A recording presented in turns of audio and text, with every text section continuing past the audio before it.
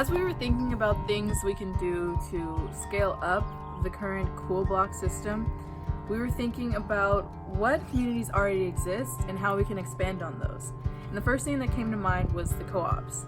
Since there are already co-ops here at UC Berkeley and UC Davis, we thought why not expand the system that already exists.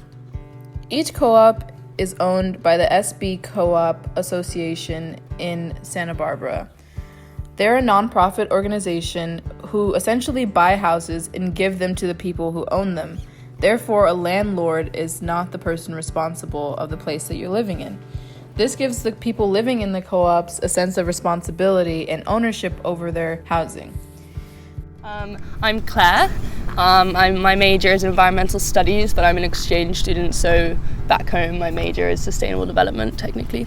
And I lived in the co-ops last quarter, and then this most recent quarter.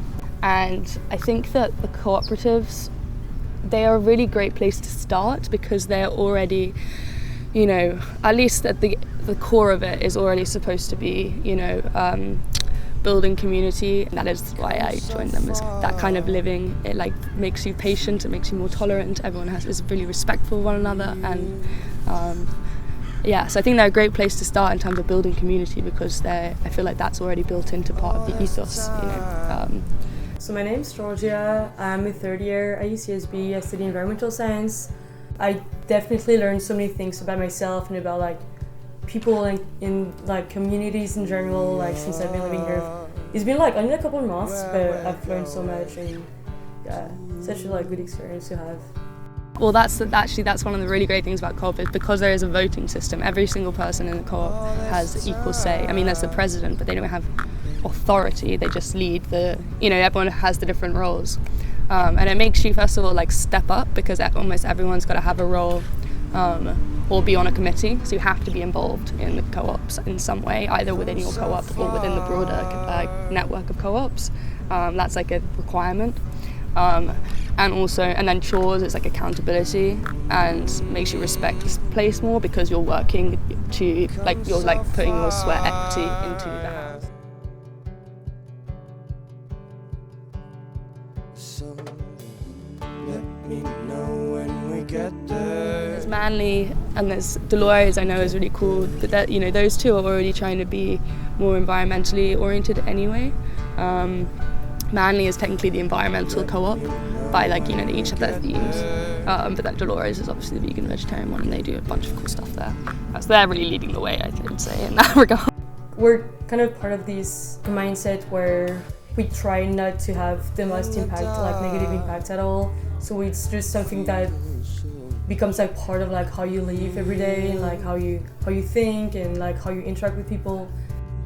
Because one of the issues that people have been facing with implementing the Cool Block project in a student community is that they don't own their own houses, we thought that co-ops could be a good platform for this because it is student-owned and it's owned by the people living there. So you already is taking more responsibility for the place that you're living. But I think within the co-op, the entire co-op, because they're highly democratic, it's in some ways, I guess, harder.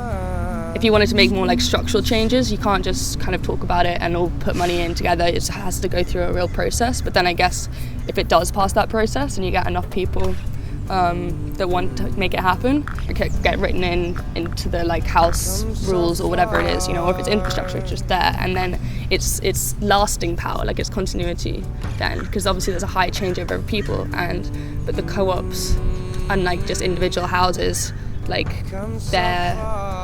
the standard of which people live, or the ethos that's understood to exist within that house that's set by those members, that evolves over time, but it's continuous throughout the years, if that makes sense, as long as the co-op is there. I mean, it changes, I guess, gradually with different people, but it guarantees continuity, yeah, exactly. Let me know when we get there.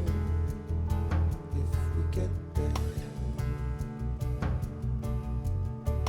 I think it's going to happen slowly, unfortunately. I would love to think that I'd love to think that it could. I think it can happen, definitely. That all student accommodation would be in the form of some cooperative living.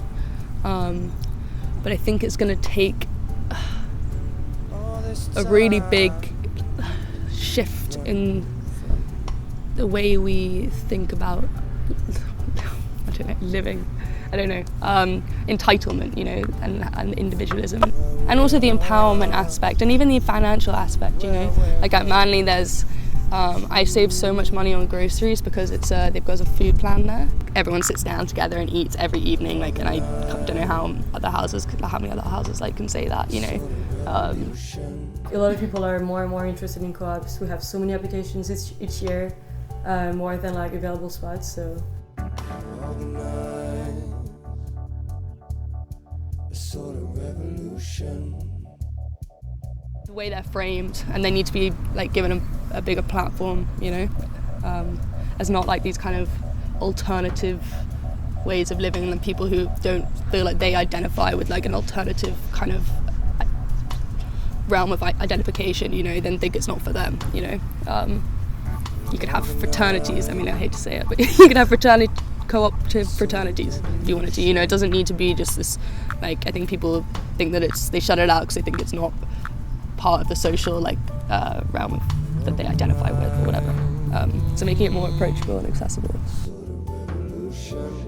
There are people working in EcoVista to try and get the concept of a guerrilla cooperative out there, even for like freshmen or people going out, like living in Isla Vista, to, even if you can't live in the co-ops, get a group of people together who want to live cooperatively and make your own co-op. Yeah, it's not going to be, you're not going to have like equal like ownership of it like you would in a co-op. You can still have like chores, managers, you can still live super communally, you can still enact all those kind of things that they're not limited to just like the cooperative. So I'd say that's a good place to start.